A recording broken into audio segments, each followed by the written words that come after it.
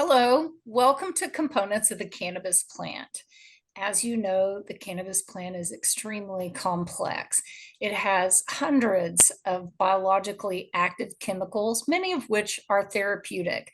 Today, Dr. Russo is going to highlight those for us. We'll take a look at cannabinoids, terpenes, flavonoids, and a handful of other chemicals from the cannabis plant. Dr. Russo, take it away. Thanks so much, Nisha. I'd like to share my screen. So as mentioned, we'll discuss today cannabis components. Once again, our bios, which you can study later. The objective of this module, cannabis sativa produces over 500 distinct compounds that make it, in our estimation, the single most important medicinal plant on the planet. In this presentation, we will discuss various phytocannabinoids, terpenoids, flavonoids, and other components of medicinal significance to support that contention. As we've seen previously, our subject today is cannabis sativa, cultivated cannabis providing food, fuel, fiber, and pharmacy. Let's start out with the cannabis typology. Some of this may be repetition, but that is a better way to reinforce learning. So Ernest Small, some years back, developed this typology, nomenclature for different types of cannabis. Type 1 are high THC chemovars, type 2 mixed THC and CBD chemovars, type 3 are CBD predominant chemovars that have really come to the fore in the last 15 years. Type 4 are the CBG predominant chemovars. Type 5 are zero cannabinoid chemovars. And although we really haven't seen this in the literature, I would propose that type 6 should be THCV predominant chemovars. Now, if you're already lost, we'll be discussing each of these compounds and what their abbreviations mean subsequently. This is from an article done with Jehan Marcoux a few years ago, looking at different parts of the plants and their respective chemical contributions. Of course, we're most interested in the middle up here in the unfertilized female flowering tops, where the cannabinoids and particularly monoterpenoids are concentrated to a much greater extent than in the fan leaves, but they still contain some interesting compounds, including flavonoids and cannaprine, that we'll expound on subsequently. The seeds, of course, are a great nutritional source of essential fatty acids and proteins. And the roots, again, are fascinating, having no cannabinoids, but triterpenoids and alkaloids that we'll hear about. We'll start out with phytocannabinoids. Now, there have been upwards of 150 of these plant-based cannabinoids found in cannabis. These 12 are the ones about which we know the most in terms of their biochemical and therapeutic functions. So we'll be going through those. This is the biosynthetic pathway of the cannabinoids. The precursors lead to the main parents. These are olivitolic acid and geranyl pyrophosphate. With enzymatic control, these produce the cannabinoid acids, cannabigerolic acid being the mother of all cannabinoids.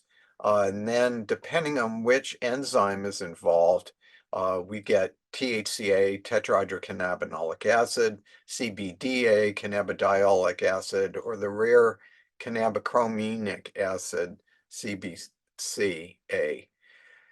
When these are decarboxylated, losing this part of the molecule through heat, we get the neutral cannabinoids that are more familiar, like THC, CBD, etc. Now, when geranyl pyrophosphate reacts instead with divarinic acid, this produces the propyl cannabinoids with 3 carbon side chains instead of 5.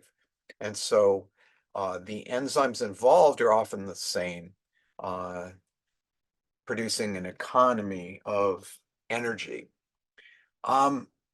A lot of this work was really stimulated by the findings some 25 years ago, Professors Mechoulam and Ben Shabbat. In 1998, they described what they called the entourage effect, which applied to endocannabinoids, the cannabinoids within our body, indicated that seemingly inactive components that were related to the main endocannabinoids, anandamide and 2-arachidonyl glycerol, produced a synergy of their activity. So the next year, in 1999, they produced this statement. This type of synergism may play a role in the widely held, but not experimentally based view that in some cases, plants are better drugs than the natural products isolated from them. Now, there have been examples of this previously in medicine, one being that an isolated compound from ginkgo biloba was used in France to treat toxic shock, but it was found that the extract of the plant with many components was actually stronger. But at the time they wrote this, they indicated that with respect to cannabis, this would be theoretical. Fortunately, in the last 25 years, we've seen many examples that support and I feel prove that the entourage effect is very active in cannabis, and we'll provide evidence of that later in this discussion. It remains true today that aside from cannabidiol predominant chemovars of cannabis, that most chemovars available in the US and in Europe are almost uniformly high in THC. Um, so if there are differences between one type of cannabis and another, chemical varieties or chemovars, this might most likely is related to terpenoid content, as we'll see subsequently. So why would the plant make these plant-based cannabinoids, phytocannabinoids? Well, we know that THC production is greatest in bright light. This is particularly true at high elevation. Um, David Pate, back in 1983, proposed that THC, or perhaps THCA, had a role in reducing ultraviolet damage to the chromosomes of the plant. Various compounds in the plant are antifungal, particularly CBG and CBD. The acids have not necessarily been thoroughly investigated here. The trichomes are really fascinating in that they have two mechanisms to thwart insects. First, they form a mechanical insect trap. Um, we see here that these aphids get all 6 legs stuck when they touch the trichomes that then burst and polymerize and get them stuck where they are. But additionally, the cannabinoid acids are toxic to insects as well as to the plant cells, and that's one reason they seem to be held away from the plant. If these rain down later, what was a bushy plant at maturity, as it's trying to get fertilized, will prune itself. Um, so these are normally sequestered away from the plant itself. Of course, the most well-known compound from cannabis is THC, delta-9 tetrahydrocannabinol. We'll be hearing about THC repeatedly through lectures in these series, but we'll provide one slide today. So after decades of searching, THC was only positively isolated and identified in 1964 by Professor Mechoulam and Gayoni. It is a low potency, weak, partial agonist at the CB1 and CB2 receptors. So this is quite analogous to the role of anandamide, which it resembles. Of course, this has pain-killing properties, also works on itch. It is a bronchodilator, although it may seem counterintuitive. In the 19th century, cigarettes with cannabis were marketed as a treatment for asthma. Smoke bad, THC good. THC was shown to be a neuroprotective antioxidant by Hampson et al. In 1998, and this actually led to a patent of a forbidden drug by the US government in relation to this. On its own, THC has 20 times the anti-inflammatory power of aspirin and twice that of hydrocortisone. It's well known as a muscle relaxant, and that indeed is the mechanism of action as a an antispasticity drug for which the drug nabiximols or Sativex is approved in 30 countries, extra USA. Also well known as an antiemetic, THC as a synthetic was approved by the FDA in 1985 to treat nausea and vomiting associated with chemotherapy. That was extended to AIDS wasting in 1992. Of course, it's the primary psychoactive component of cannabis. And another fascinating attribute is it has been shown experimentally to reduce beta amyloid production, which is part of the pathophysiology of Alzheimer's disease. Now, cannabidiol, again, has really only come to public consciousness for most people in the last 15 years. It is most often the second most abundant cannabinoid in cannabis. It was isolated in 1940, but again, only positively identified in 1963 by Professor Michelin and Schwo. This is really a mystery for a long time. Cannabidiol hardly binds to the CB1 receptor directly, but showed the unique ability to antagonize the receptor in a very low concentration. Subsequently, LaPrairie et al. Showed in 2015 that it works as a negative allosteric modulator on the CB1 receptor. That means that it binds at a separate site and alters the binding of THC at the main site, orthosteric site on CB1. And this helps explain why cannabidiol reduces the side effect profile of THC. Once again, as Hampson demonstrated for THC, cannabidiol is also a neuroprotective antioxidant.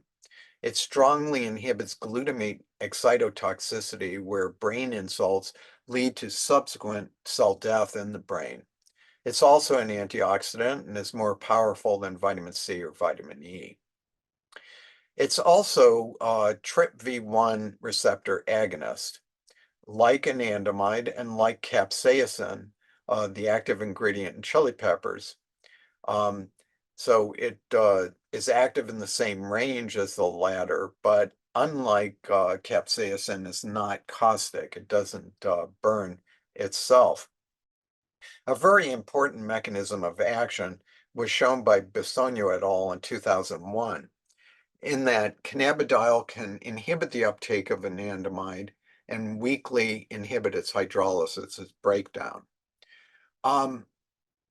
Although there's a popular misbelief that cannabidiol is sedative. In fact, it's alerting compared to THC in the clinic, and this was shown by Nicholson et al., including EEG evidence. Additionally, cannabidiol is now well accepted as an anticonvulsant. The drug Epidiolex, which was approved by the FDA in 2018 for treatment of Dravet syndrome, Lennox-Gastaut syndrome, and seizures associated with tuberous sclerosis. The drug Epidiolex is 97% pure cannabidiol derived from the plant. It's also an anti-anxiety agent. If it's a pure cannabidiol, this often requires a few hundred milligrams, as shown by Bergamaschi et al. In tests of social anxiety. A very interesting feature of the phytocannabinoids is that many, or even most of them that have been tested so far, have the ability to kill cancer cells. Cannabidiol was shown to be cytotoxic in breast cancer. to moderate to higher concentration.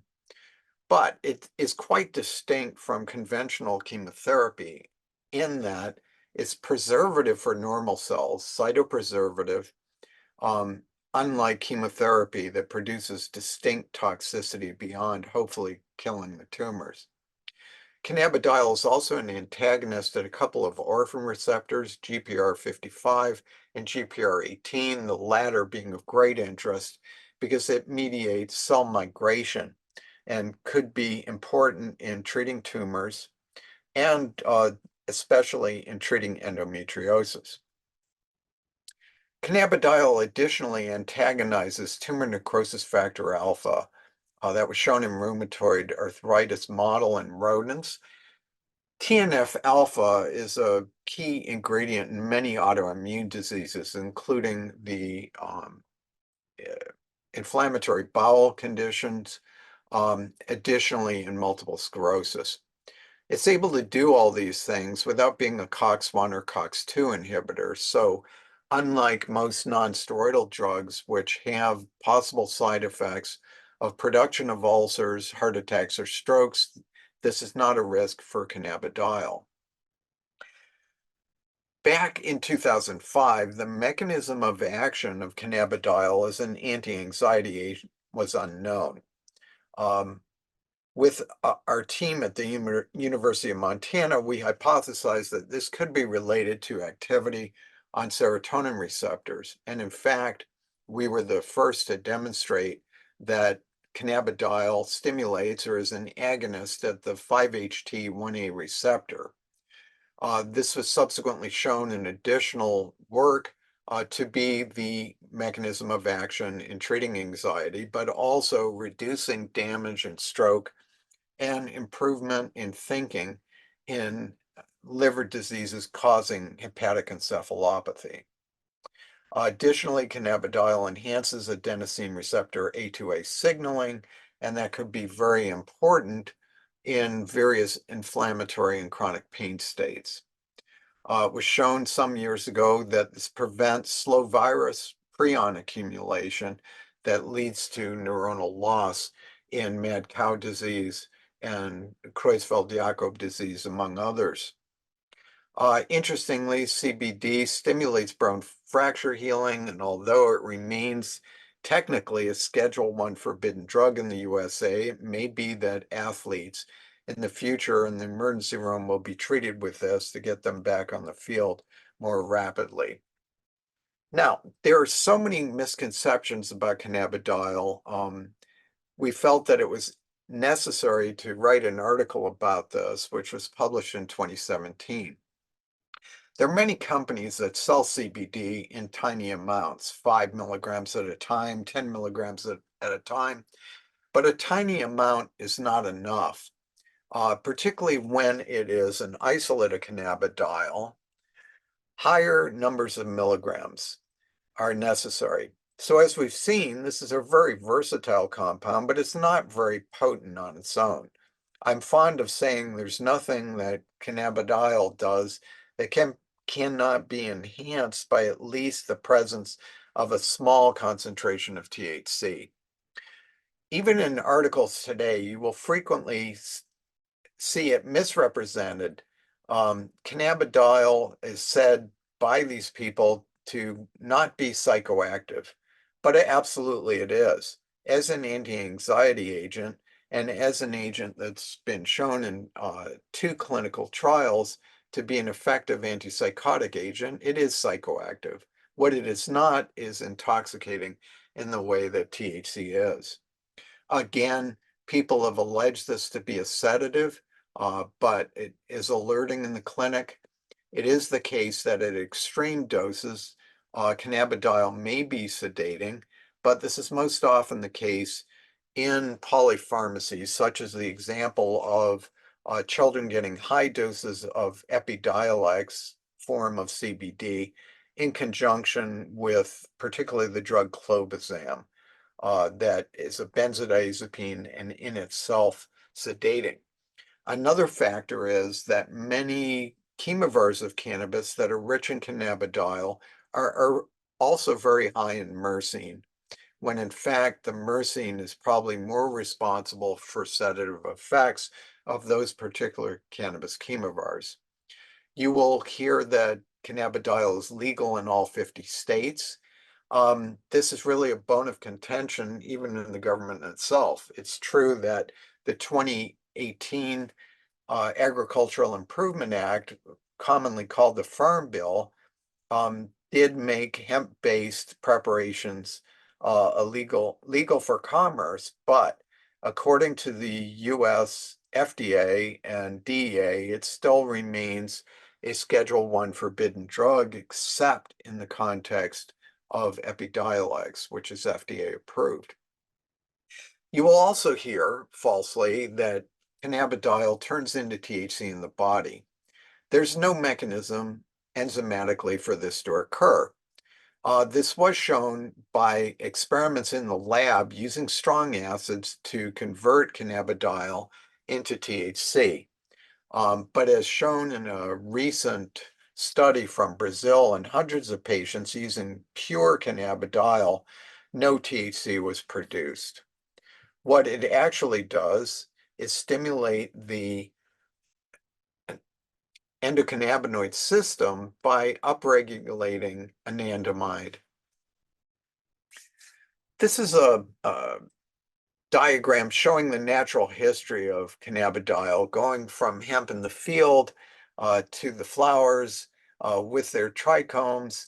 Uh, as before, we've seen the precursors, olivitolic acid and geranyl phosphate, that are in turn productive of cannabidiolic acid, which through the enzyme CBDA synthase produces cannabidiolic acid. Then, under the influence of decarboxylation with heat, light, or aging, cannabidiol is produced. Just for interest, pure cannabidiol crystals look like this. In the body, our livers convert this into 7-hydroxycannabidiol. And again, strong acid can produce THC, but your bodies do not do that. Now we're going to talk about cannabigerol, which is a real upper-comer in our estimation. Again, the team of Meshulam and Gayoni discovered this, and I was very fortunate to be present for celebration of Raphael Meshulam's 80th birthday in Jerusalem in 2010. Had the great opportunity to be photographed with both of these giants of cannabis research. Unfortunately, both lost to us by now. So in 1964, the same year that they found THC, they isolated a novel molecule from hashish. They also synthesized cannabigerol by boiling precursors with it. And they made a very prescient statement, quote, "Cannabigerol represents the primary product and a missing link in the formation of cannabis constituents. Conversion into cannabidiol, tetrahydrocannabinol, and cannabinol is biogenetically plausible." So they recognize this as the mother of all cannabinoids. This is again a diagram of its production. Much as we've seen before, olivitolic acid and geranyl pyrophosphate making cannabigerolic acid, which after decarboxylation produces cannabigerol. This has turned out to be a fascinating molecule. Um, but it got short shrift initially. The first studies in the 60s didn't show any obvious behavioral changes in a variety of different lab animals. It was synthesized de novo in 1971. It was shown subsequently to be a GABA uptake inhibitor. So GABA is an inhibitory neurotransmitter, um, and this could result in its anti-anxiety and muscle relaxant effects. Professor El-Soli showed it to be an antifungal. It also has potent activity at the alpha-2 adrenergic receptors, and might help explain how it would have painkilling properties. Like THC, it lowers eye pressure, intraocular pressure, and could be useful to treat glaucoma, although as a lipophilic molecule, it would be hard to dissolve in a form that would be acceptable to use in the eye. It does have pain killing and anti-erythemic uh, blocking activity greater than THC. Like CBD, CBG is also cytotoxic on a variety of tumors. It was shown in epithelial carcinoma. By 2005, DeMeyer produced CBG-only plants. This was done without genetic modification, just selective breeding to find plants that didn't have the enzymatic equipment to go beyond CBG. Ligresti showed prominent effects in breast cancer cell lines. Musty and Deo showed antidepressant effects in rodent models. It also lowers blood pressure. Wilkinson et al. Showed it decreased the production of keratinocytes in psoriasis, um, uh, skin disorder. It is only a weak partial agonist at the CB1 receptor and has not been associated with intoxication effects, even in high doses where people have taken it. A very interesting study in 2008 by Ependino et al. Showed powerful activity against gram-positive bacteria, including methicillin-resistant Staph aureus, that's been responsible for many hospital-acquired infections and deaths. Um, This stimulates several TRP channels, especially the TRPM8, where it's an antagonist. This suggests that it could be a benefit in bladder cancer, overactivity of the detrusor muscle associated with irritable bladder and bladder pain, but also as a treatment, particularly for prostate cancer, where there's strong expression of the TRPM8 receptor. Like CBD, it strongly inhibits anandamide uptake and may upregulate the endocannabinoid system, increasing its tone. It's also neuroprotective in inflammation mediated by the PPAR gamma receptor, a nuclear receptor that affects gene transcription. It also downregulated tumor necrosis factor alpha and liposaccharide exposed motor neurons. Um, and reduce the viability of glioblastoma multiforme, the most severe form of brain tumor, also affecting its stem cells. And it did this to a greater extent in THC in inducing caspase-dependent apoptosis. Apoptosis is programmed cell death. This is a mechanism that's normal for cells, but it's turned off in cancers so that the cells become immortalized. And it's necessary to treat it by making apoptosis work again. As a sideline, interestingly, cannabis isn't the only plant that produces cannabigerol. Many years ago, it was demonstrated in tiny amounts in an African daisy called Helichrysum umbraculagerum.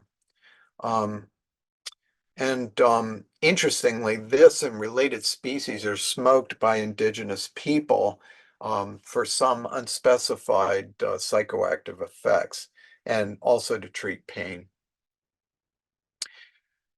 Um, 3 years ago now, we wanted to do a survey of cannabigerol use.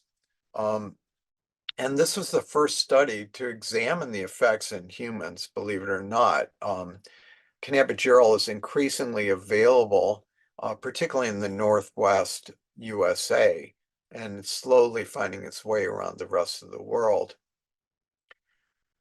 We will be highlighting this at greater length later, but these are the main conclusions of the study. People with anxiety, pain, depression, and insomnia found it quite effective in their treatment, and those were the most commonly reported target symptoms, although people describe benefits in 30 different conditions. They felt that the perceived efficacy of CBG was quite high with few reported associated adverse events. And I should point out, we asked people to only respond about their use of any kind of medicine that was at least 50% CBG content. People also reported benefit in inflammatory bowel disease, and that is supported by animal model findings, again, mediated by CB1 and PPAR gamma. This study suggested the safety of CBG for future randomized controlled trials. The same team has gone on to do a randomized controlled trial of induced anxiety in normal subjects with very positive benefits, reducing anxiety without side effects and actual benefit on some psychometric tests. Comparing cannabigerol to CBD, as we've heard, both of these agents might treat pain, anxiety, and aid sleep. Both affect TRP channels, both have antibiotic properties, and both are cytotoxic for cancers while increasing endocannabinoid tone. Cannabigerol seemingly is more potent than CBD, basically just meaning fewer milligrams are necessary to be effective. In the recent test, we showed a benefit on anxiety with cannabigerol with 20 milligrams or even less, whereas similar studies with CBD required 400 milligrams of that agent. It is the case that some CBG-only chemovars are now available, whereas it's very hard to eliminate THC completely from type 3 CBD chemovars. That is because CBDA synthase also makes makes THC as well as CBD. Comparing CBG to THC, we feel that cannabigerol will be a useful adjunct to many or even most THC chemovars by providing synergistic benefit on pain, sleep, and mood. But particularly the anti-anxiety benefits of this compound may increase the therapeutic index of THC, meaning reducing adverse events and making it more tolerable. What kind of prospects are there for CBG? Well, what I like to say is what the world needs now is a safe, non-sedating, non-addictive agent to treat anxiety. CBG may be a great candidate. Because of its safety and versatility, it should be an attractive addition to various cannabis-based preparations. We think that it'll be a very impressive agent for primary cancer treatment, again, being cytotoxic for malignant cells, but protective for normal ones. It pretends also to be an antibiotic for the future, for its activity on MRSA, and also vancomycin-resistant enterococcus, or VRE. Full disclosure, we are working with Andera Pharmaceuticals in Vancouver, BC, Canada, that's working on the last two bullet points. Cannabichromene. This is one that probably most people have not experienced. In comparison to THC and CBD, this is produced by a recessive trait, the CBCA synthase. It is an anti-inflammatory agent, again, an analgesic, although less potent than THC. Again, antibiotic and antifungal properties, as well as effects benefiting various cancer cell lines. An extract of CBC from GW Pharmaceuticals was shown to have antidepressant effects in rodents. CBC also is active on various TRP channels, and again, demonstrates inhibition of fatty acid amino hydrolase that could boost anandamide levels and increase endocannabinoid tone. Tetrahydrocannabivarin was identified back in 1970. Most commonly, it's found in low amounts in accessions from Southern Africa. It is a CB1 antagonist at low doses, but an agonist at higher doses.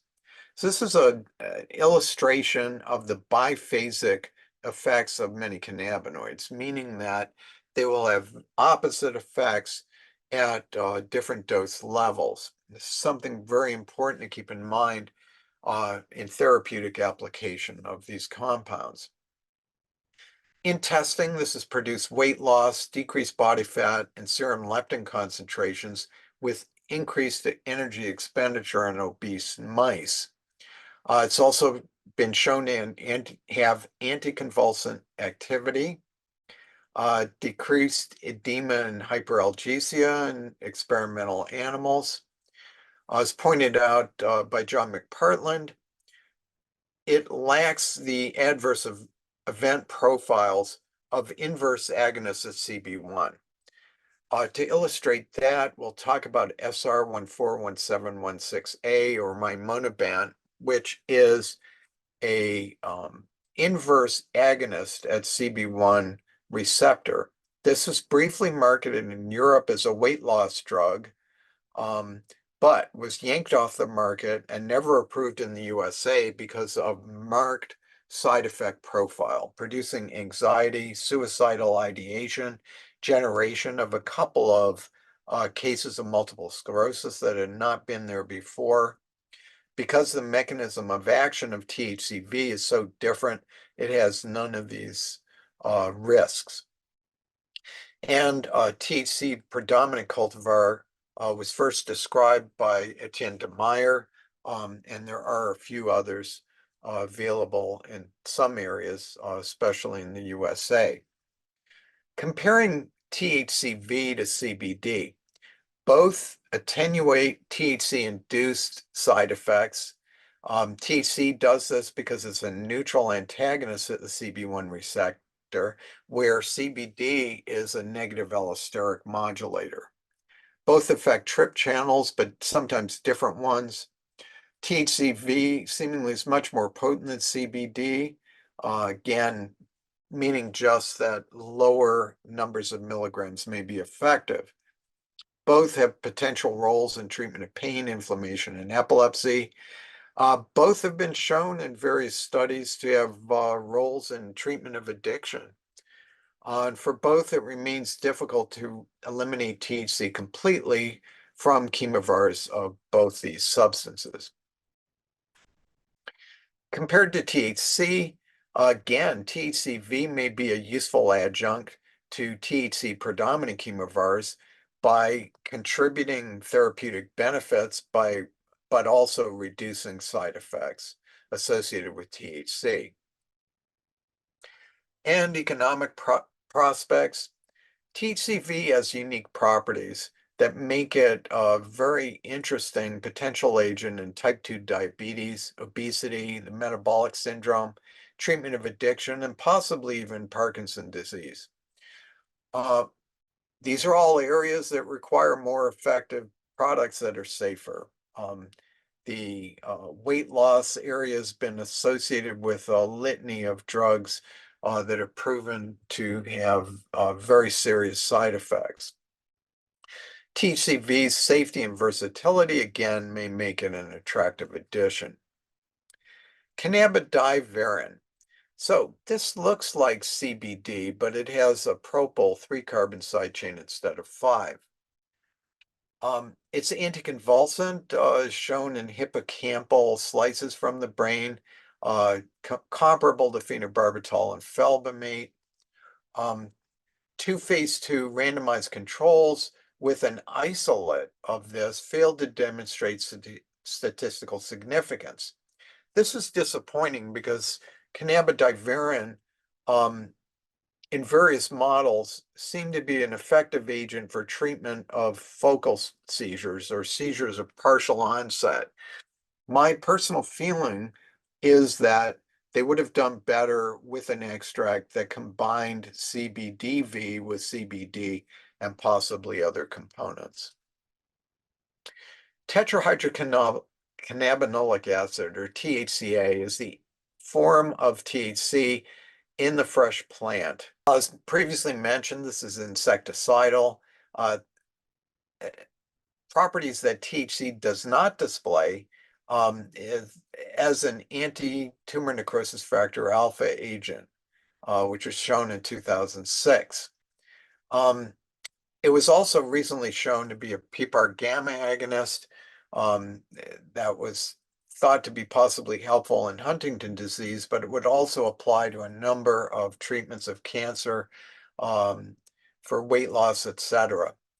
A very mysterious thing is that in animal testing, a very high dose, 200 milligrams per kilogram, was necessary in mice to show benefit on seizures. But clinically, this is being used by some practitioners in very low amounts. Now, the explanation may be complicated. THCA normally does not cross the blood-brain barrier. You can't have a drug treating a brain disease like epilepsy that doesn't get in. However, in severe epilepsy, there's a breakdown of the blood-brain barrier that may allow it to enter.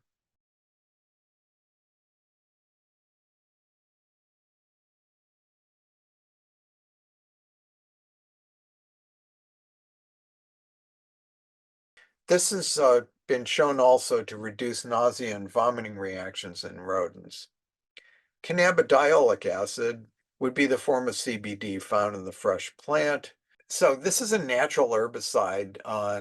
It's long been known in retting, throwing hemp into water to allow the breakdown of the glue that keeps the fibers tightly adherent. Um, Now, unlike other phytocannabinoids, this one can produce COX inhibition at high doses. However, because cannabidiolic acid has been so potent through its other mechanisms of action, these kinds of high doses should never be necessary. It's shown to be a powerful antiemetic mediated by serotonin 1A receptor stimulation at a rate that is somewhere between 100 and 1,000 times more powerful than CBD. Um, and we surmise that this could be promising in treating tumors, since there was a lot of evidence from the Renaissance herbalists use of raw cannabis to treat tumors. Cannabinol is an interesting agent.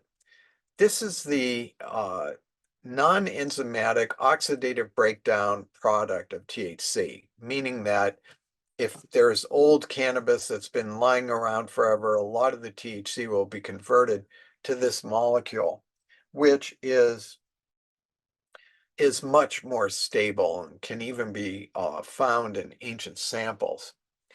Back in 1976, it was shown to have only mildly sedative effects, and it might be something like 5% as effective as an intoxicant as compared to THC. It was also shown to have anticonvulsant properties and anti-inflammatory properties, also antibiotic, some activity against MRSA. Um, However, this has found its way into commerce for strange reasons.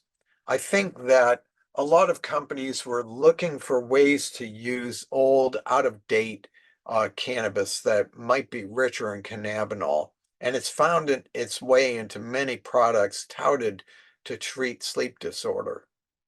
However, Karun et al. In 2021 reviewed the available literature and found no support for its benefit in treating sleep.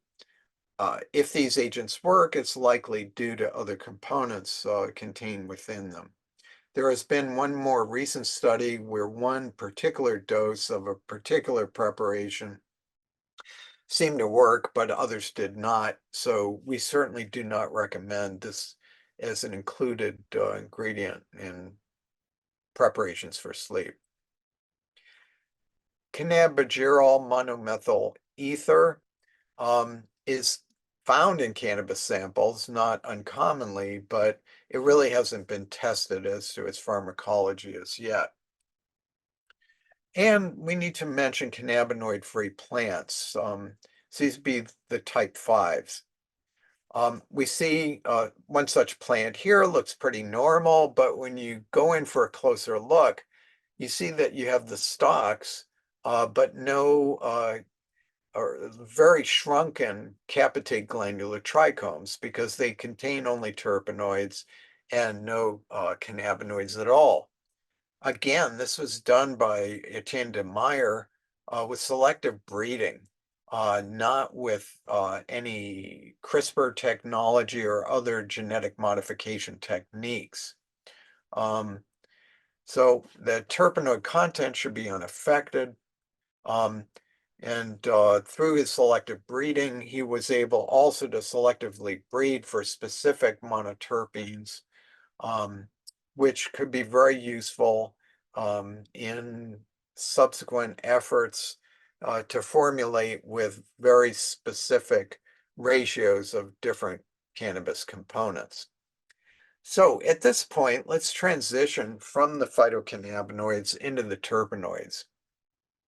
First, what are they? Well, these are the aromatic molecules in plants, commonly found in flowers, fruit, leaf, and sap. Um, they're responsible for the odor of cannabis because the cannabinoids have no scent. They're formed of 5-carbon isoprene units. Terpenes contain only carbon and hydrogen. Terpenoids also contain oxygen.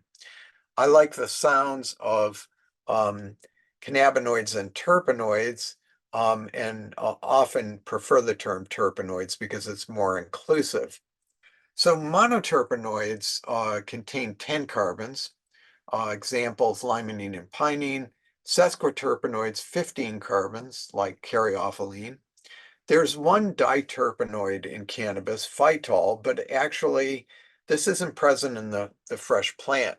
It's only on drying that phytol is produced as a breakdown product of chlorophyll. Triterpenoids are only found in the roots, 30 carbons. Fredelin is one example. So why does the plant make these? Well, these serve either as insect repellents or insect attractants, depending on what's needed. Once again, many of these are insecticidal. The plant is very wise. It produces what has been called a phytochemical polymorphism. Um, it will be the case that monoterpenoids are higher in the flowers, often to repel insects, while bitter sesquiterpenoids may be produced in greater amounts in the leaves to discourage grazing. They may have additive herbicidal properties and also can have strong antibiotic properties. Past studies, many have just looked at what's in cannabis. Again, it's important to point out this is where the smell of cannabis comes, not from the cannabinoids. Over 200 different ones have been reported in cannabis, but so far none found have been unique to cannabis. So this is different than the cannabinoids. Usually the monoterpenes predominate in the flowers. These are often called headspace volatiles because these are what will be in the air when one encounters cannabis in the field or in a grow room. However, these are diminished with storage, and especially with drying. And it may be the case then that the relative amount of sesquiterpenes increases. And this is also true in extracts where you can get loss with certain techniques and preservation with others. All the terpenoids are most often, at least, generally recognized as safe GRAS, according to the Food and Drug Administration and the Food and Extract Manufacturers Association and other bodies throughout the world. This is a diagram that was taken from the 2011 article, Taming THC. You may wonder why you see a bunch of more familiar plants here in relation to these molecules? Well, that's because they're shared between cannabis and citrus, pines, hops, etc. So certain of the cannabis terpenoids are painkillers or anti-inflammatory or affect mood in humans and modulate THC effects. In these manners, they can be synergistic with the phytocannabinoids. So this is a listing of monoterpenoids. We're not going to deal with all of them, but these are very interesting compounds, as we'll see. The most abundant in cannabis is beta-myrcene, which is also found in celery leaf, and that'll give you an idea of its scent. This is anti-inflammatory, mediated by prostaglandin E2, well known as a sedating agent. In mice, it produced muscle relaxation and increased barbiturate sleep time at a higher dose. I like to call this the primary couch lock factor in cannabis because the sedating property is really accentuated in the presence of THC. It may block the ability of aflatoxin, hepatotoxin, to produce liver cancer. Um, it is a painkiller, but in mice, interestingly, this is antagonized by naloxone, the mu opioid antagonist that's used to rescue addicts who have stopped breathing due to heroin or fentanyl overdose. Um, this also reduced pain behavior in experimental animals longer than morphine. And again, this effect was stopped by naloxone administration. It may have effects on chondrocyte culture and cartilage, so may be useful in osteoarthritis, and that's mediated through um, nitrogen oxide production. Um, it also seemed to have an effect on ulcers in rats, and could have an effect in reducing brain injury related to stroke mechanisms, again shown in mice. But of greatest interest is the sedation, which could be a good thing if you need to sleep or a bad thing if you need cannabis and need to be alert. Um, Interestingly, myrcene doesn't always stay myrcene. In 2014, it was shown that when cannabis is exposed to ultraviolet light, that much of the myrcene may be converted to a different chemical called hashishene. Um, and this was done using Moroccan hashish. Um, 4.5% of the chromatogram area was turned out to be hashishene. This has also been described in a mint species, Mentha cardiaca. Um, and what happens is the UV light produces what they call the photolytic rearrangement of beta-myrcene. So far, nobody's published anything on the psychopharmacological effects of hashishene. It's quite possible it's sedating as well. The most abundant terpene in nature is alpha-pinene. Its scent will be quite familiar to anyone who's walked in a conifer or pine forest.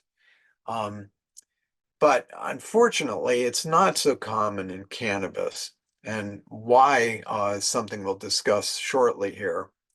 It's very bioavailable by inhalation. We know that from work in Scandinavia in sawmills. It has at least a lower moderate doses of bronchodilatory effect, and again, like THC, could be a benefit in asthma. It's a wide spectrum antibiotic, again, mostly towards gram-positive organisms, but including MRSA. Also, some of the other agents you see here, including fungal agents and treatment of biofilms, where gunk makes it very hard to get an effective agent to treat the bacteria or other agents. It's proven beneficial against some parasites, including Leishmania. Um, it is stimulating in animals. This was shown in increasing the movement activity of mice. Also an anxiolytic effect and what's called the elevated plus maze, so that the animals explore better than they would without it. Pertinent to humans, its most notable benefit is as an acetylcholinesterase inhibitor. So acetylcholine is a neurotransmitter in the memory molecule of the brain. When alpha-pinene is present in sufficient amounts, it can reduce or stop the short-term memory impairment produced by THC.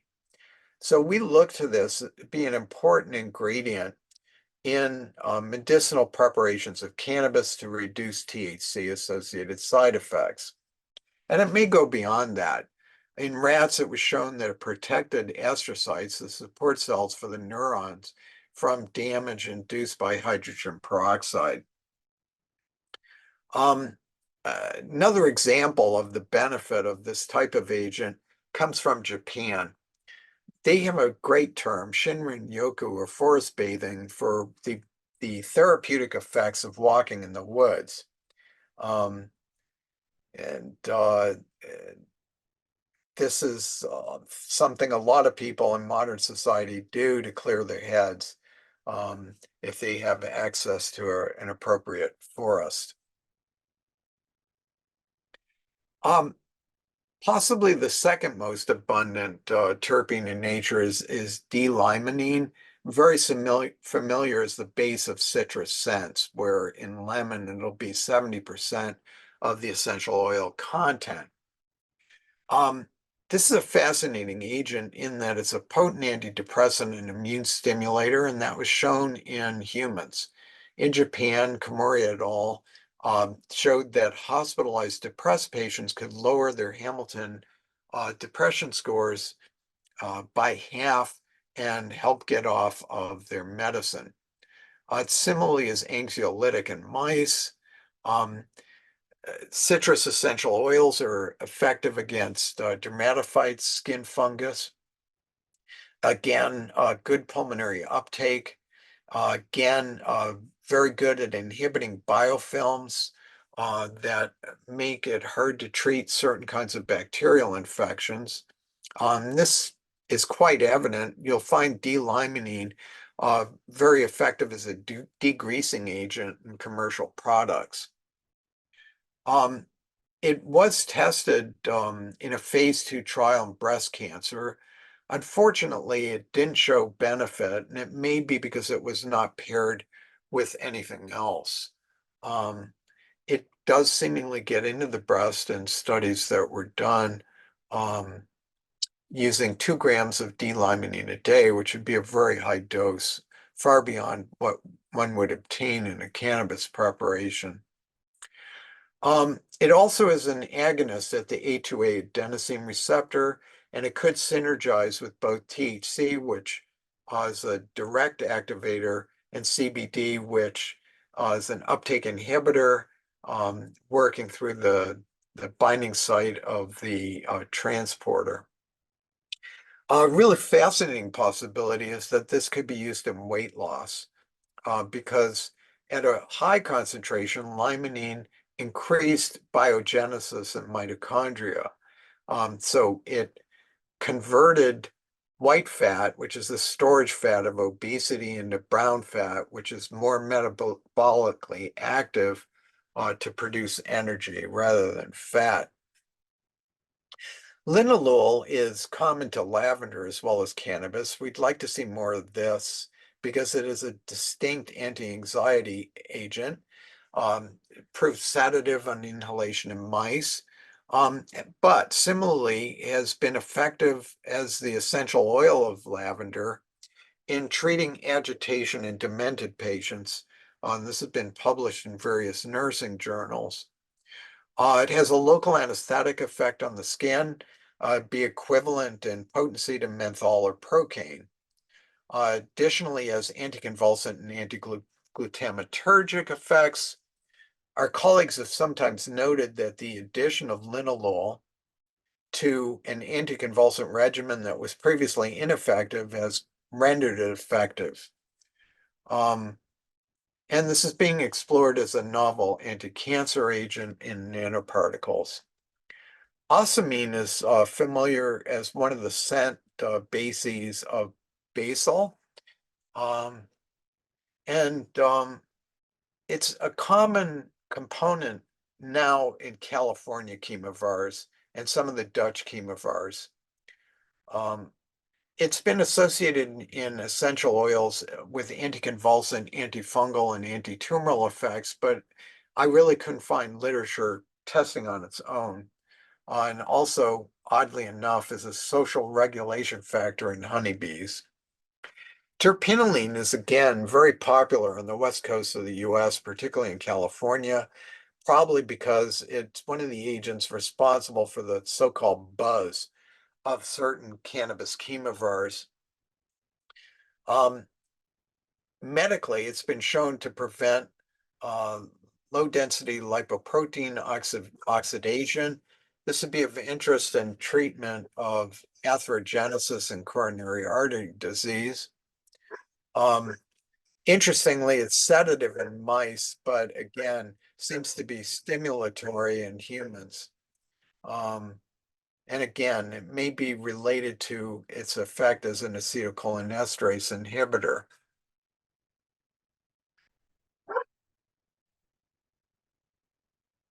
Another agent is delta-3 carine, also found in white pepper. We'll just get the highlights here. Low concentration stimulated mineralization in mouse osteoblastic cells. Those are the cells that build up the bone. It's shown some effects on certain parasites. Um, it was also said to be a marker of the so-called sativa cannabis chemovars, but uh, as we've discussed previously, there are no useful distinctions between sativa and indica, so-called. Now let's turn to the sesquiterpenoids, and there are actually more different ones of these in cannabis than the monoterpenoids. These are just a few. We'll only deal with certain examples today.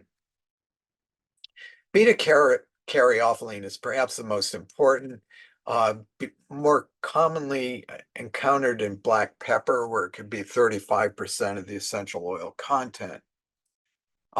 Many years ago, this was shown to be anti-inflammatory, mediated by prostaglandin E1, and would be comparable in potency to phenylbutazone, a non-steroidal anti-inflammatory that is so toxic it's only given to horses and not people. Essential oil that had a beta-caryophyllene content was equivalent clinically to etodolac and indomethacin. But unlike the non-steroidal anti-inflammatories, beta-caryophyllene is actually protective for the stomach against ulcers.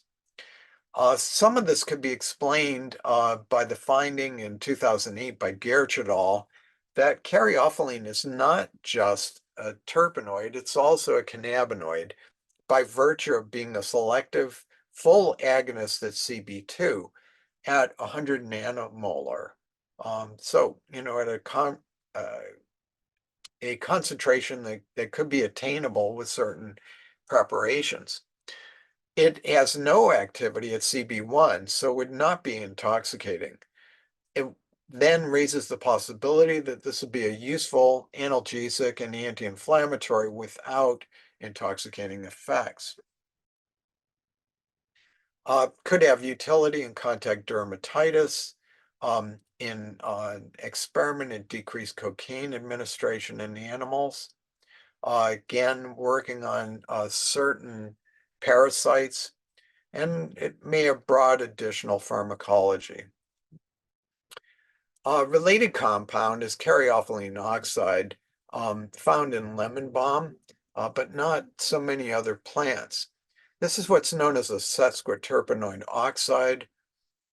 Interestingly, in an article in German in 1973, they honed in on this as the cannabis component that sniffer dogs use to identify cannabis. Something that really hasn't been tested clinically is a very strong antifungal effect in nail fungus or onychomycosis, comparable to the drugs cyclopyroxalamine and sulconazole. An 8% concentration of caryophyllene oxide produced a cure of the nail fungus in 15 days. I'd point out that there are commercial preparations for nail fungus that are taken for many months, cost many thousands of dollars, and work about half the time. Humulene is also known as alpha caryophyllene and is an important component of hops. It's very common in North American chemovars, often in association with caryophyllene. Um, it may have anti-inflammatory activity. It also is protective of rat astrocytes from hydrogen peroxide's induced damage. Nerolidol is also a component of citrus, another sesquiterpene alcohol. It is a sedative, reduced colon adenomas in rats. It's well known as a skin penetrating agent and may carry other compounds in with it. Again, antifungal, and like many of the other agents, is generally recognized as safe. Guaiol is a bicyclic sesquiterpenoid alkene alcohol. Skipping through some of this, which you are certainly encouraged to read on your own. It has weak 5-alpha reductase inhibitory effects, so it could be helpful in benign prostatic hyperplasia and male pattern baldness. So this is of interest to many men. In analytical studies, guaiol was said to be a marker of Afghan genetics, and similar claims were made in relation to so-called indica chemovars. So this would be found in certain chemovars and not others. This is a very dense slide. Beta-alanine is a rare component of cannabis. I included it because this is marketed as a standalone drug for a variety of cancers in China. And we'll just highlight the red part. They did a meta-analysis or an analysis of various studies of malignancy. 38 clinical trials were included, and there was an overall response rate of elamine with chemotherapy in lung cancer, hepatic carcinoma, metastatic brain cancer, and leukemia, but it didn't work in gastric carcinoma. I think it would be very interesting to try to selectively breed for beta-alanine in cannabis. Now we'll go on to what I like to call cannabis odds and ends. We'll go through each of these. Fridolin. So fridolin is a triterpenoid. If you counted, you'd see 30 carbons. And it's the most prominent triterpenoid in cannabis, where you'll find it in the root. Previously, concentration was low, 12.8 milligrams per kilogram. This has been active against several cell lines in cancer. It can reduce edema induced by carrageenan. It has strong reducing power, comparable to antioxidants. This would be very important in a variety of different conditions. It also was effective against mycobacteria, which would be involved in tuberculosis, and could be useful in preventing ulcers. We'll have more to say about this in future courses. A related molecule is epifridelenol. Again, low concentration, 21.3 milligrams per kilogram of root tissue. This was looked at in Adriamycin-induced cell senescence or aging. and seemingly was active and decreased reactive oxygen species.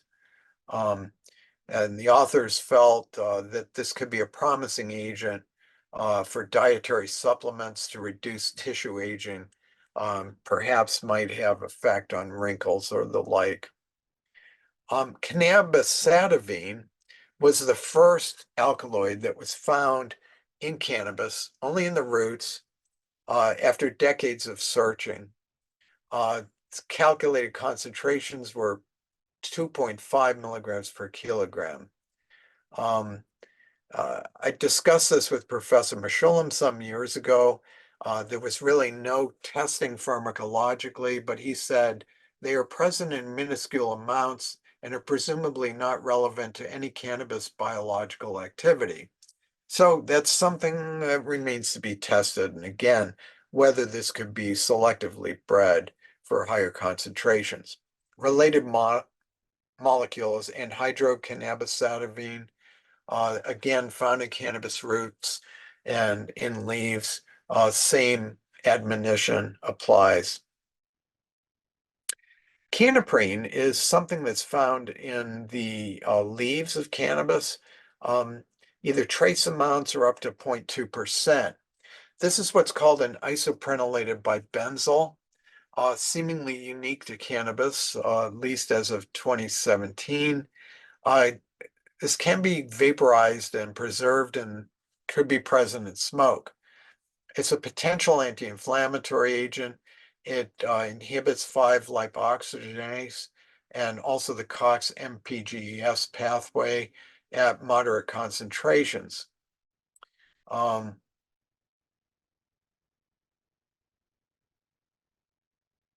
Hemp seeds. As previously mentioned, this is a really fascinating resource. It's possibly the single most nutritionally complete food on earth and also a powerful anti-inflammatory. It's almost unique in that it contains all the essential amino acids. 35% of the protein is a digestible edestin. This is much more digestible than the protein in soybeans, which can be toxic. It also is 35% oil, rich in the essential fatty acids, and what's considered a very beneficial 3-to-1 omega-6 to omega-3 ratio.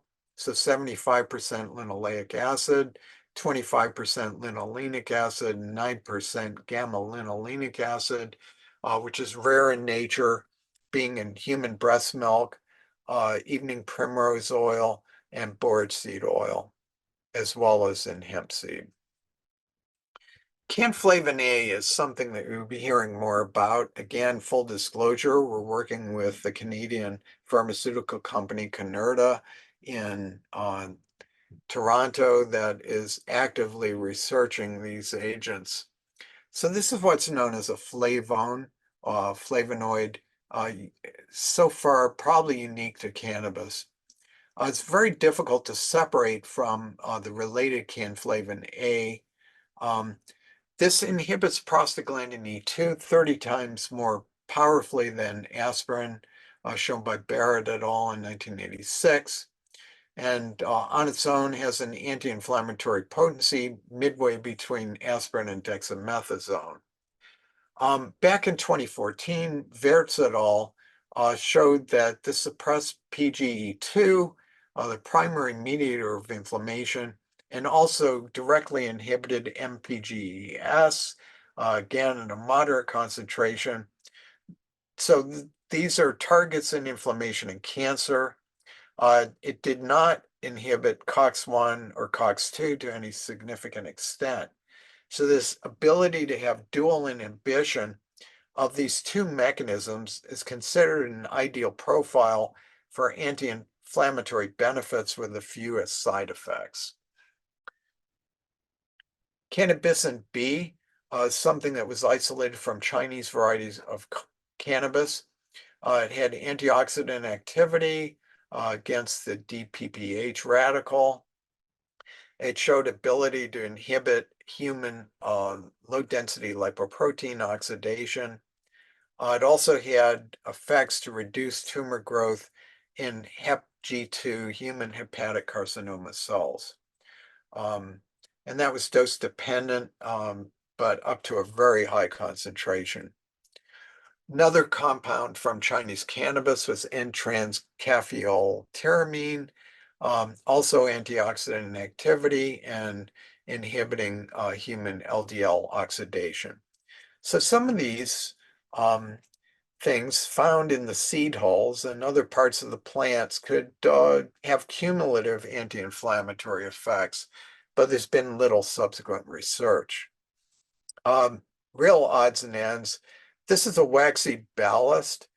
So this is what's left when you process cannabis and try to get the wax out.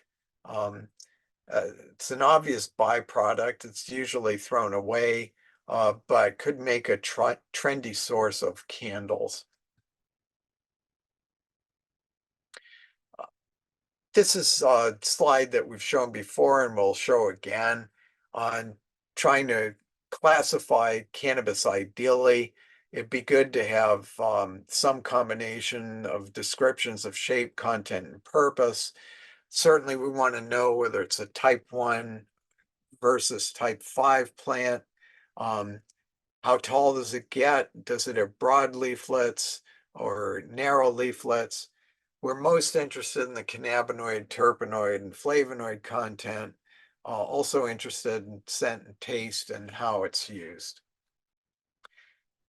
As we've shown in others, this is the phytofacts developed by Mark Lewis at NAPRO Research and depicting different concentrations of cannabinoids and terpenoids, as well as smells, tastes, and effects. Some examples. This is a type 1, so it's THC predominant. And it's very rich in alpha-pinene, the green bar. On people note effects on focus. Good type of agent if THC is needed, but there's a necessity of keeping a clear head. Type 2 agent with about roughly equal amounts of CBD and THC. This one's called Fruity Pop.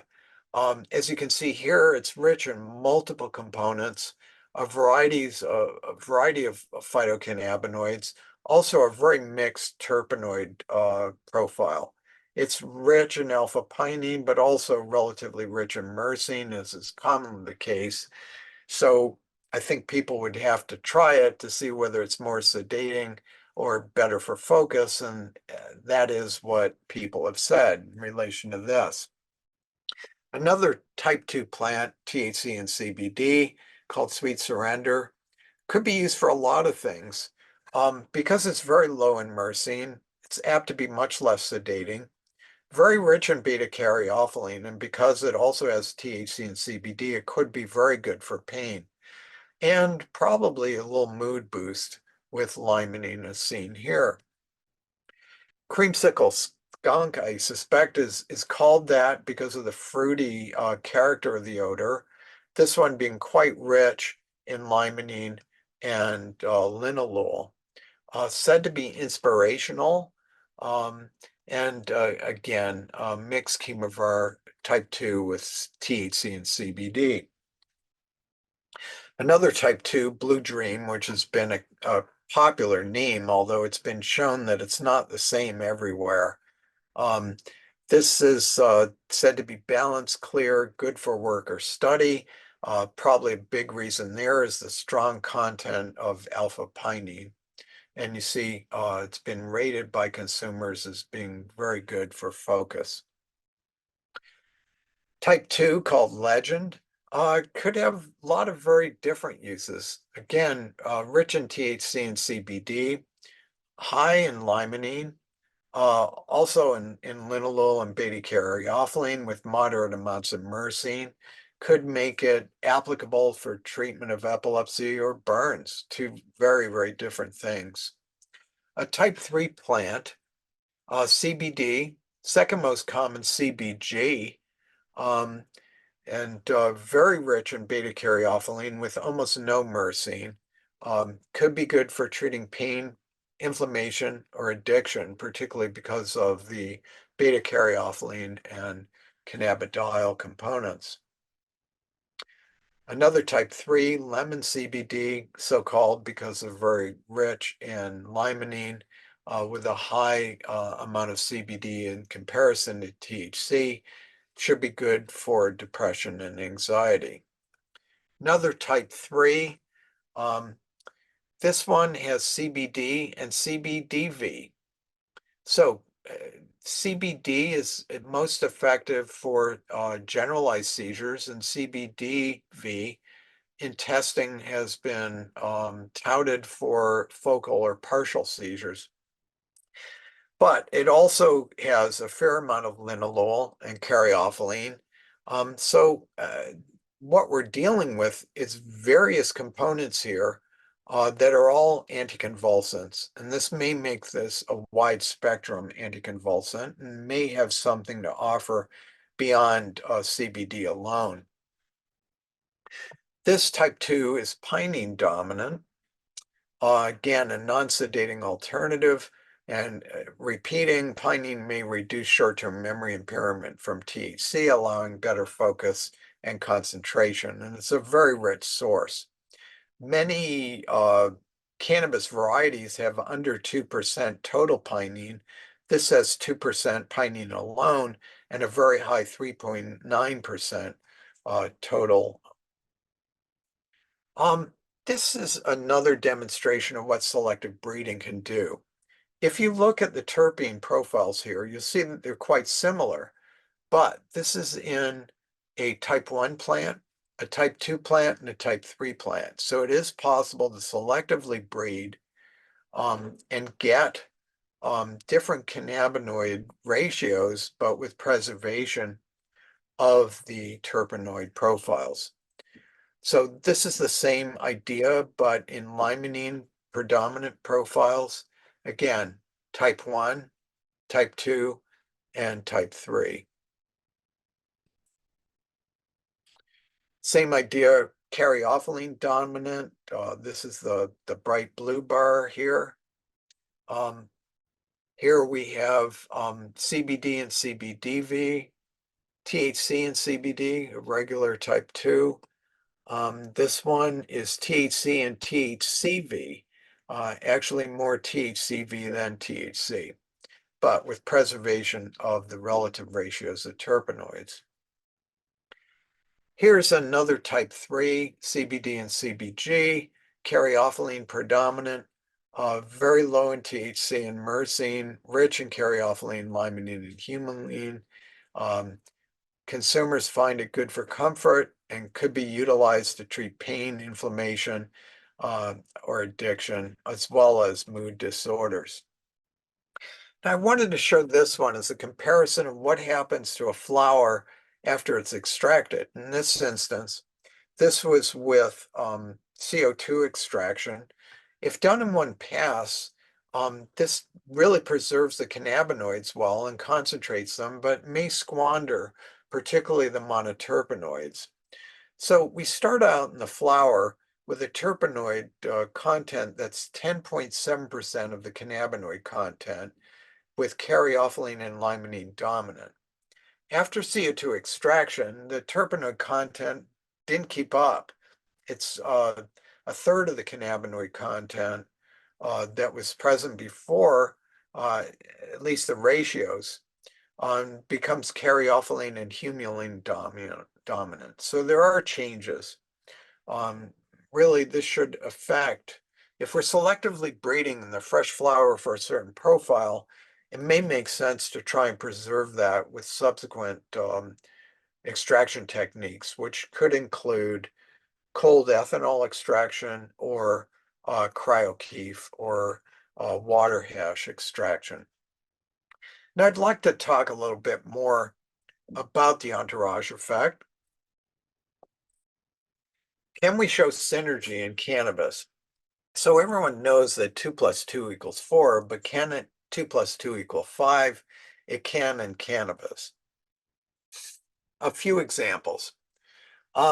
This is a clinical study. This was done in Sativex, oral mucosal cannabis-based extracts that combine THC predominant extract with a CBD predominant extract.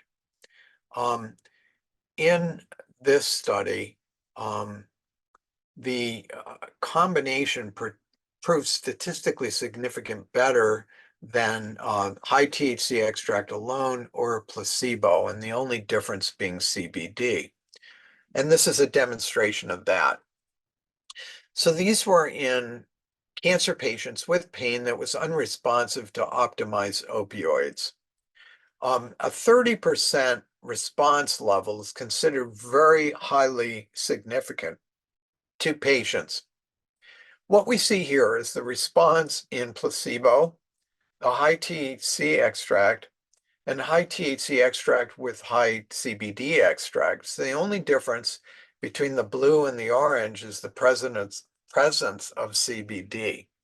And you see that there was a statistically significant benefit over Sativex or nabiximols as compared to the high THC extract. Ruth Galili and her colleagues did the study of cannabidiol. Now, as mentioned previously, cannabidiol and many of the cannabinoids will show a biphasic dose response curve, meaning that they can do opposite things at different concentrations. And just to read, in animal studies of analgesia, pain, pure CBD produces a biphasic dose response curve such that smaller doses reduce pain responses until the peak is reached, after which further increases in dose are ineffective. Interestingly, the application of a full spectrum cannabis extract with equivalent doses of CBD eliminates the biphasic response in favor of a linear dose response curve, such that the botanical extract is analgesic at any dose with no observed ceiling effect. So I hope that's self-explanatory and may offer benefit of these dirty combinations, so-called, as compared to isolates that may not be clinically anywhere near as effective. Another demonstration was from a study of breast cancer that was done in Spain, Blasco Benito et al. Um, in Cristina Sanchez lab.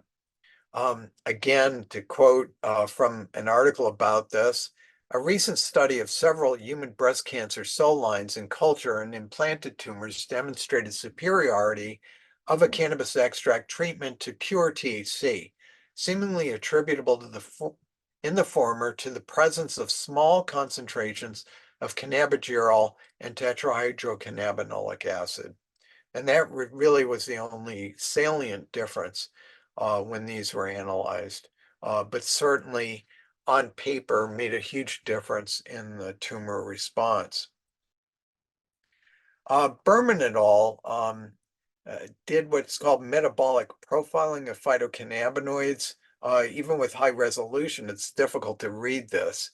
So they were looking at mice with seizures that were induced by an agent called pentylene tetrazole, and looked at different cannabis extracts with equal cannabidiol concentrations. All the extracts worked compared to untreated controls, but there were important differences of the non-CBD cannabinoids, which also led to significant differences in the clinical response to seizures. So it was apparent to the authors that these so-called minor components were important to possible clinical benefit. A study that I've often cited compares the effects in seizures of isolates of CBD to preparations that are extracts with CBD. And this was a meta-analysis. Now, to be fair, the CBD extract studies were not in controlled trials, whereas the studies with CBD isolate, often as Epidiolex, were. But meta-analyses are felt to provide better evidence of overall effect. So this comprised 11 studies with 600 total patients. Um, 71% of the patients improved with CBD predominant cannabis extracts compared to 36% on pure CBD, and that was felt to be highly statistically significant.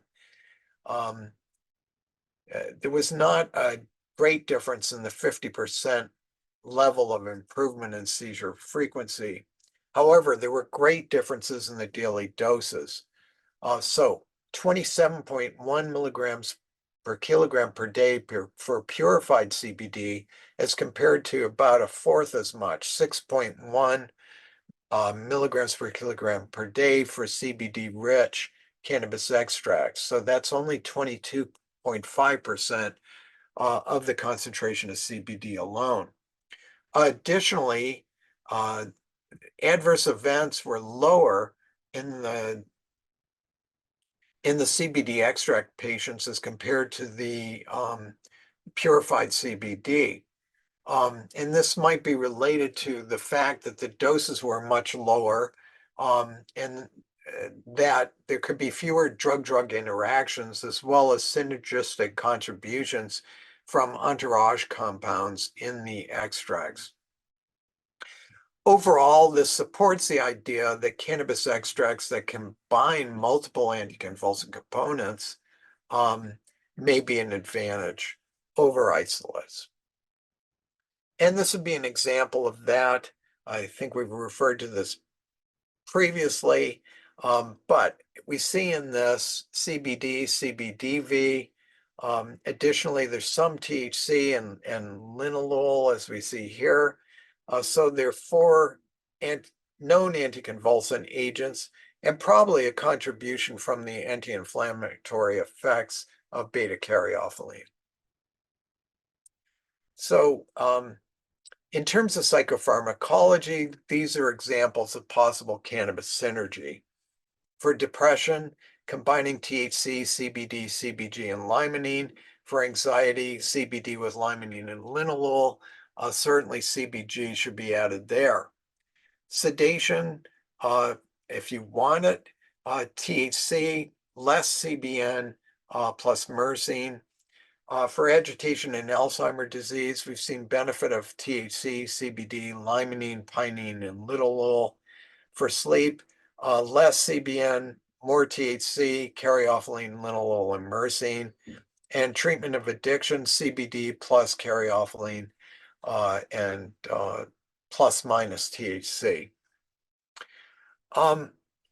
This was taken from an article of a few years ago, taking a dig at biosynthesis of cannabinoids.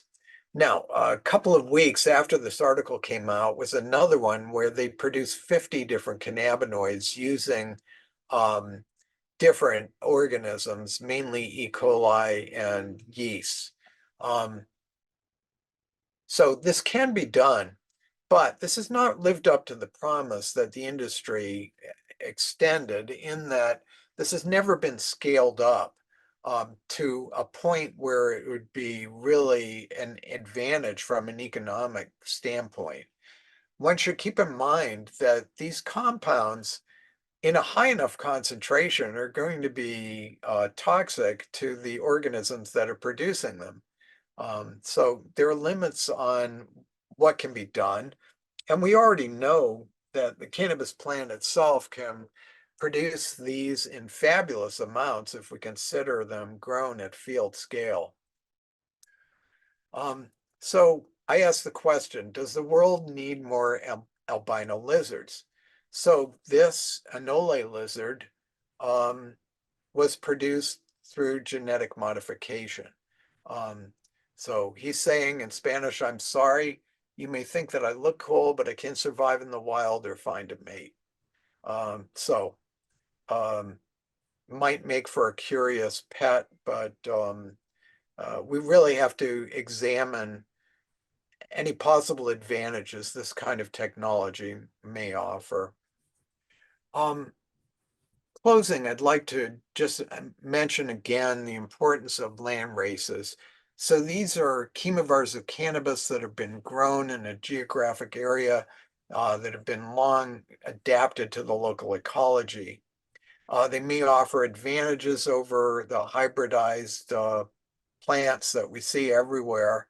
Um, uh, and land races have been largely eliminated in traditional cannabis growing areas. We've lost some important traits, and hopefully efforts can advance to preserve some of those traits.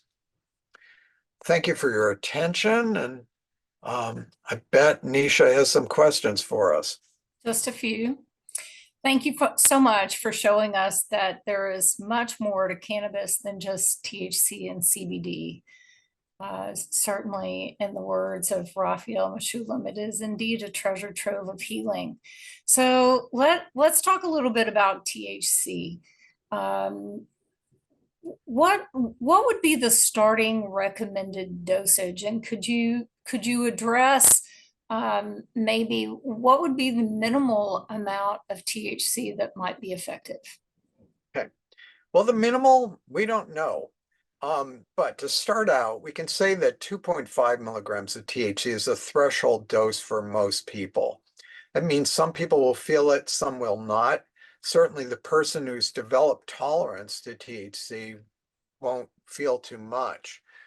5 milligrams has been accepted by many people in the scientific community as a standard dose of THC. So most people are going to feel this, but it won't be excessive for them. Um, 10 milligrams is going to be too much for people that don't have tolerance at one time. And I should point out that this applies to oral dosing or what might ultimately be absorbed through inhalation. And that's a difficult calculation to make. Now, my colleagues will attest to the fact that doses of 0.5 milligram of THC in conjunction with other components may well have therapeutic benefit. And there have even been studies with tiny, tiny concentrations of THC in animals that seem to exert protective effects for the brain, for the heart, etc. So I think people make a big mistake by using too much THC. We know well its side effects when that's done, but it's also equally apparent that tiny amounts can offer great benefit. Thank you. So when we're talking about utilizing CBD for the purpose of wellness, something somebody might take daily to either reduce inflammation, address pain, what would be the proper dose for that? Well, that's going to be variable and highly dependent on what else is in it. As I've mentioned numerous times, as an isolate, we need to see bigger numbers. A lot of preparations come with 5 or 10 milligrams. It's very hard to demonstrate that they've done very much. It might be that cumulatively, taken over a period of time, that it could have numerous benefits, but that's conjectural. To genuinely have an effect either on pain, inflammation, or anxiety, we're generally going to need to see a lot more. I'd say a floor would be 25 milligrams of CBD. More often, I'd like to see 50 or 100 milligrams if it's an isolate. Um, for things like treating seizures, the numbers are much higher. Similarly, for an isolate to treat psychosis, schizophrenia, it needs to be in the 800 to 1,000 milligram range. So numbers are much higher than for other phytocannabinoids. Why do people metabolize cannabinoids differently? Well, we're all different, and it means that a couple of factors. One would be the activity of the enzymes that break down the cannabinoids, which would be primarily cytochrome uh, 2C9 and 2C19. So those levels will vary in people. Plus, particularly for THC, the amount that is necessary to either produce beneficial effects or side effects is going to vary tremendously, and it's not related to weight, body weight. It may relate more to what we call endocannabinoid tone. So that's a function of how much endocannabinoid concentration does this person have in their brain, and what's the activity, the number and status of their cannabinoid receptors. It's not something that we can judge clinically without invasive procedures at this time. Thank you. In regards to terpenoids, if somebody is utilizing them from the cannabis plant, are those terpenoids going to perform the same in the human body as terps from another source? They may or may not. Um, there are different what are called stereoisomers of these compounds, meaning that the molecules look differently in three-dimensional space, and they can have different effects. Um, the substance carvone is found in dill and caraway seeds, but they're mirror images of one another and have different scents. So that's one example. Currently, there's some companies that will spike um, terpenoids of other botanical sources or even petroleum sourcing into cannabis preparations. We would like to see a movement towards cannabis-based terpenes and terpenoids so that we're sure it's going to have the desired effects that would be identical to what the plant provides. Thank you.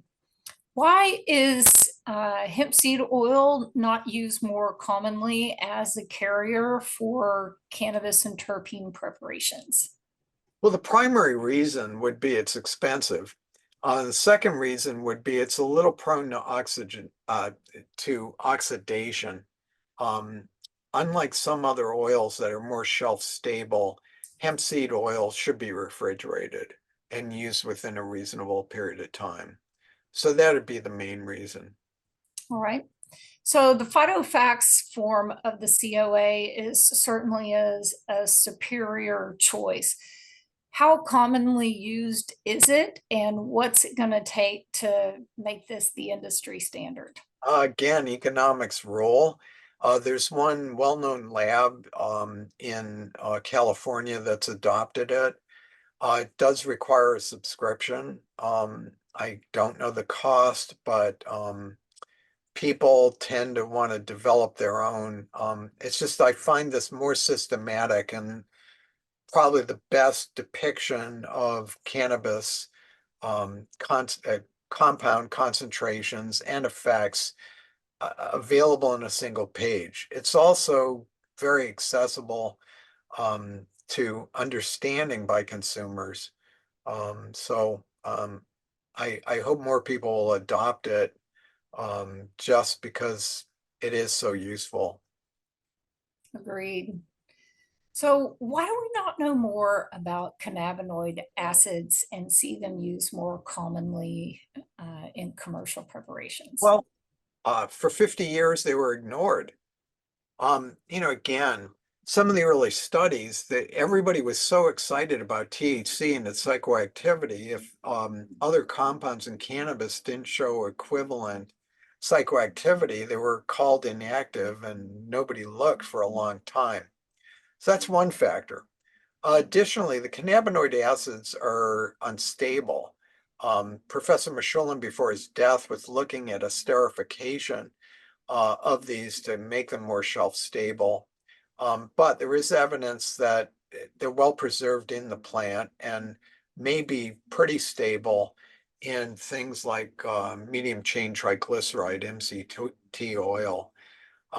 But I guess the literature hasn't really gotten to people to show that um, THCA has these benefits mediated by PPAR gamma and tumor necrosis factor alpha, and CBDA has such strong activity, the serotonin 1A receptor. I think that certainly our colleagues have found these beneficial in clinical practice, and hopefully they'll get more attention as time goes by. Thank you.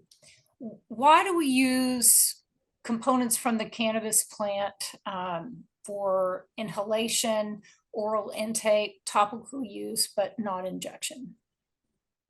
Uh, well, first of all, it's unnecessary. If you need something fast, inhalation is extremely effective in getting cannabinoids and terpenoids into the bloodstream and the brain. It's not going to be any faster with intravenous use, and the requirements for making something that's stable and safe so much more difficult, much higher bar. The other thing is you got to dissolve these things in something if it's going to be used orally or injected. And um, uh, there are real issues. You don't normally inject fat, which is going to dissolve these substances. Similarly, you don't want to inject a bunch of ethanol. Um, so, there are agents to solubilize these, but uh, bottom line is it's just unnecessary and then becomes impractical. Now, there'd be exceptions. There were studies done to look at CBD injected um, to treat a neonatal hypoxic ischemic encephalopathy. It seemed like the best approach. Thank you. I have one more question. So, what burning questions would you like research to answer? There are too many. Um, in the words of the comic, I should live so long. Um, it it's really hard to say. As you're well aware, I've been very interested in synergy, the entourage effect, particularly these cannabinoid terpenoid interactions. We want to see more studies. I'm happy to report just this week a study we did with Ryan Vondre at Johns Hopkins. We were able to show benefit of limonene in reducing THC associated anxiety. I feel that this provides evidence for the entourage effect in cannabis, and hopefully there'll be more in the future. Excellent. Well, thank you so much, everyone. That's a wrap on this module. I just want to remind you that if you want to check out some of the references that Dr. Russo provided, they're easily accessible for everyone at ethanrusso.org. We'll see you in the next module. Thank you so much.